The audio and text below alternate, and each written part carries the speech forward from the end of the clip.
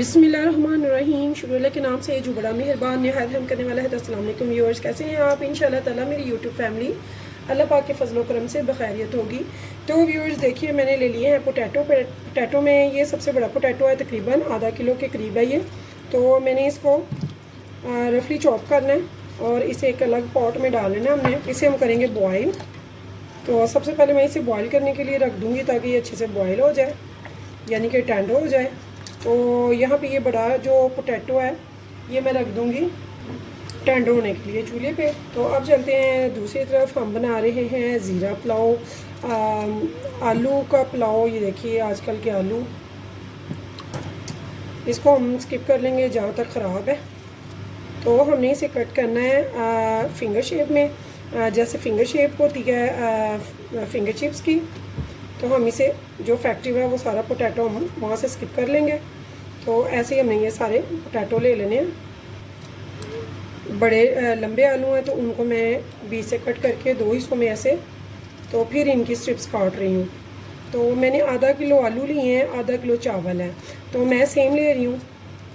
आप चाहें तो सेम ले लें, चाहे तो ज़्यादा थोड़े ले लें या कम ले लें, बट सेम अगर आप लेते हैं दोनों को तो बहुत ज़बरदस्त बनता है। मैंने पोटैटो किया है टेंडर होने के लिए रखा है, उसकी मैं बनाऊंगी कटलेट्स साथ में पुलाव के। आलू के पुलाव के साथ आलू के कटलेट्स बहुत ज़बरदस्त लगते हैं। तो इनको फिंगर चिप्स की तरह कट कर लेंगे, ना ही बहुत मोटे हो ना ही बहुत बारीक। तो देखें व्यूअर्स, यहाँ पे मैंने एक और पॉट ले लिया है, इसमें हम बनाएंगे चावलों की तैयारी स्टार्ट करते हैं। तो सबसे पहले मैं इसमें डालूँगी घी। तो घी मैंने ले लिया है 70 ग्राम। आप ऑयल घी जो भी लाइक करते हैं वो डाल सकते हैं, लेकिन अगर टेस्टफुल बनाना चाहें तो फिर आपने डालना है इसमें बनस्पति घी। तो यहाँ पे मैंने थोड़ी सी प्याज, जो कि बहुत छोटी सी, सबसे छोटी थी मेरे पास, मैंने वो ले लिया। अगर आपके पास बड़ी है तो थोड़ी सी आपने प्याज ले लेनी है, ज़्यादा नहीं लेनी हमने, ठीक है। तो मैंने इसे काट के घी में शामिल कर लेना है। इसको हमने पकाना है गोल्डन ब्राउन होने तक। तो यहाँ देखिए व्यूअर्स, मेरा जो प्याज है वो लाइट सा गोल्डन ब्राउन होना शुरू हो गया है। यहाँ पे मैं फ्लेम कर दूँगी बिल्कुल स्लो।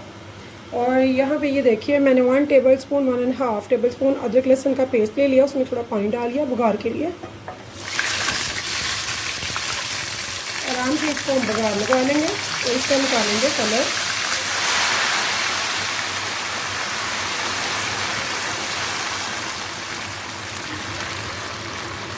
तो यहाँ पे ये देखिए, ये हमने इसका लहसुन अदरक का थोड़ा सा पानी डाल के बघार लगा लिया। इसे 1 से 1.5 मिनट हम ऐसे जब मिक्स करते हैं तो इसका कलर अच्छे से निकल आता है, जो कि चावलों में शामिल होता है कलर इसका प्याज का।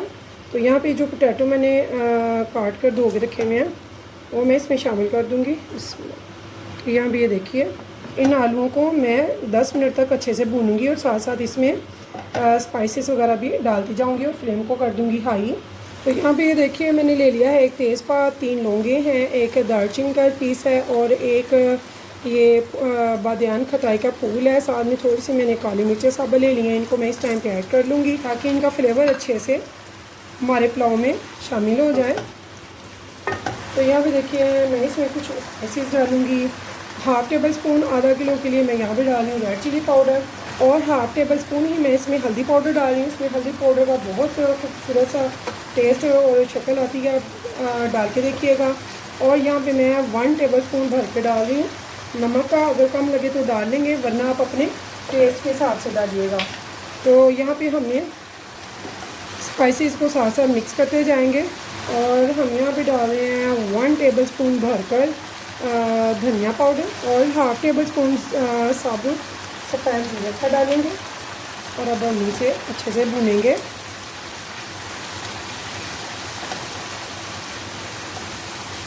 तो इसे हम 5 से 7 मिनट भून चुके हैं, 2 से 3 मिनट मज़ीद इसे भूनेंगे। और फिर आप जानते हैं हम इसमें डालेंगे पानी हम डालेंगे चावलों के हिसाब से। मेरे पास 1.25 प्याली है, 1¼ चावलों की, तो मैं इसमें डालूँगी पानी 2.5 प्याली। तो मैं 2.5 की बजाय 2 प्याली डालूँगी। डबल प्याली मेरी बनती है 2.5, तो मैं इसमें 2 प्याली डालूँगी, 2.5 बनती है। लेकिन मैं थोड़ी सी कम डालूँगी, उससे ये होगा हमारे चावल बहुत प्यारे खिले खिले बनेंगे। पुलाव में हम थोड़ा सा पानी कम रखते हैं। तो यहाँ पे मैं इसमें अब डाल दूँगी पानी। बिस्मिल्लाहिर्रहमानिर्रहीम। और अब हम इसे ढक के रख देंगे जब तक कि हमारे आलू अच्छे से टेंडर हो जाए। तो फिर हम इसका नमक वगैरह टेस्ट कर लेंगे, तब तक हम इसे ढक के रख देंगे। उबाल आने पर लो आंच कर दूंगी मैं 5 से 7 मिनट के लिए। ज़्यादा टाइम नहीं हमें लगेगा क्योंकि हमारे आलू जो हैं वो काफ़ी हद तक गल चुके हैं। तब तक हम दूसरे देख लेंगे जो हमने आलू रखे हुए हैं उनकी क्या पोजीशन है। तो वो भी थोड़ा सा टाइम है उनको भी हम अभी रहने देंगे ताकि वो अच्छे से टेंडर हो जाए। तो यहाँ पे व्यूअर्स मेरे पोटैटो जो हैं वो अच्छे से टेंडर हो चुके हैं। इनको सिर्फ 10 मिनट लगे हैं। तो इसके बाद मैंने इन्हें एक स्ट्रेनर में निकाल लिया। इसे मैं 5-7 मिनट के लिए इसमें रखूँगी ताकि ये अच्छे से पानी इसमें से निकल जाए। यहाँ पे व्यूअर्स हम लीड उठाते हैं और देखते हैं कि हमारे जो पोटैटो हैं, आलू है, वो अच्छे से टेंडर हो चुके हैं।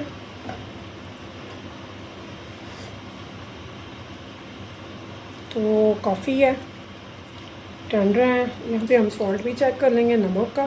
तो नमक मुझे थोड़ा सा कम लग रहा है, लेकिन आप प्लीज़ अपने टेस्ट से डालिएगा जितना कि आप टेस्ट लाइक करते हैं, जितना आप नमक खाते हैं। तो वो यहाँ पे मैंने 1 टीस्पून डाल दिया इसमें मज़ीद। और अब मैं इसमें शामिल करूँगी चावल। यहाँ पे हाई कर लेंगे फ्लेम को और चावलों को अब हम हाई फ्लेम पे इतना पकाएंगे कि ये जो पानी है वो अच्छे से हमारा ड्राई हो जाए और चावल जो हैं वो फूल जाए। यहाँ भी देखिए बिला वजह स्पैचुला नहीं चलाएंगे, बस एक बार हम हिला देंगे और बस। यहाँ पे थोड़ी सी मैं पत्तियाँ डाल दूँगी इसमें पुदीने की। इनसे बड़ी अच्छी खुशबू आती है और बड़ी अच्छी लगती हैं इसमें।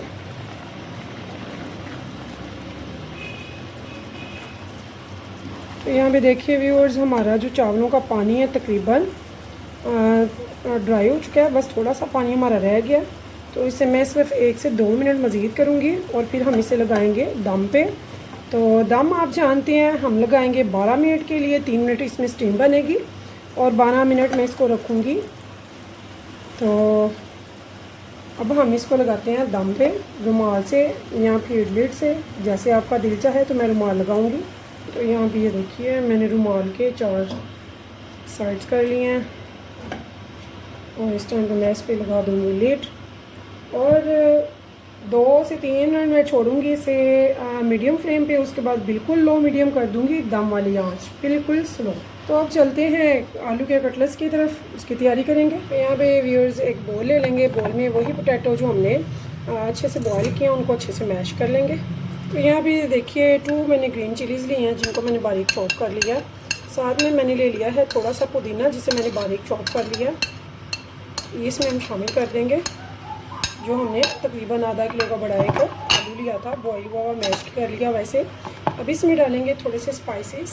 तो यहाँ पे देखिए व्यूअर्स 1 टीस्पून मैंने भर के ले लिया है चाट मसाले का, 1/2 टीस्पून मैंने ले लिया है ज़ीरा पाउडर का, 1/2 टीस्पून यहाँ पे दरदरी काली मिर्च का, ब्लैक पेपर का, और साथ में हम यहाँ पे लेंगे थोड़ा सा नमक। ज़्यादा हम नहीं लेंगे, जितना आप पसंद करते हैं उतना लीजिए। तो थोड़ा सा अमेज़ है उसी के हिसाब से मैंने 1/2 टीस्पून इसमें नमक ऐड कर दिया। अब हम इन सबको अच्छे से करेंगे मिक्स, स्किप मत कीजिएगा। तो यहाँ पे मैंने एक और इसमें इंग्रेडिएंट्स डालना है जो इसकी डो को बहुत अच्छा बनाएगा। तो यहाँ पे देखिए व्यूअर्स मैंने 1 स्पून ले लिया है सूप वाला, इसको मैं इसमें डालूँगी बेसन का। तो इससे हम इसकी अब डो को अच्छे से तैयार कर लेंगे। तो बेसन से इसका टेस्ट बहुत ज़बरदस्त आता है। इसे मैं अच्छे से मिक्स करके तो इसकी कटलेट्स हम तैयार कर लेंगे। तो देखिए हमारे कितने ज़बरदस्त है, थोड़े से एक आलू से कितने अच्छे कटलेट्स बन के तैयार हो गए हैं। एक मैंने लूँगी अंडा यहाँ पे, तो अंडे के हम फेंट लेंगे और इसमें डालेंगे 1 चुटकी नमक, सिर्फ 1 चुटकी, बहुत ज़्यादा हम नहीं डालेंगे क्योंकि चावलों में और कटलेट्स में सभी में नमक है। तो मैं इसमें सिर्फ 1 चुटकी ही डालना पसंद करूँगी, ज़्यादा हम नहीं डालेंगे। तो यहाँ देखिए व्यूअर्स मैंने एक पैन में घी डाल लिया और हम फटाफट से इनको करेंगे फ्राई। बहुत ही झटपट से ये तैयार होंगी और इतनी टेस्टफुल होंगी कि इंशाल्लाह ताला आप रूटीन से बनाया करेंगे पुलाव के साथ। तो यहाँ पे ये देखिए मैंने एक टिक्की को डाला, इसे अंडे में अच्छे से डिप किया और ऐसे इसे मैंने बीज डाल दिया। ऐसे मैं इन सबको डालूँगी।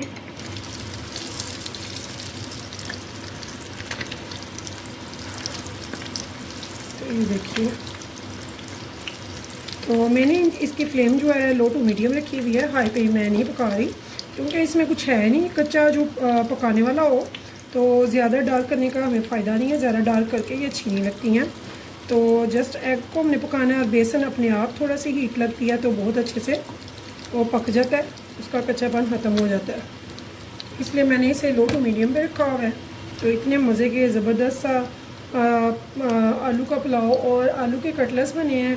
तो व्यूअर्स, अगर आपको मेरी रेसिपी पसंद आए तो प्लीज़ एक सब्सक्राइब और लाइक ज़रूर कीजिएगा और मेरी रेसिपी को कीजिएगा शेयर अपनी फैमिली फ्रेंड्स के साथ। मैं आपके कमेंट्स बहुत शौक़ से पढ़ती हूँ, के जवाब देती हूँ। मुझे कमेंट्स में ज़रूर बताइएगा कि आपको मेरी रेसिपी कैसी लगी है।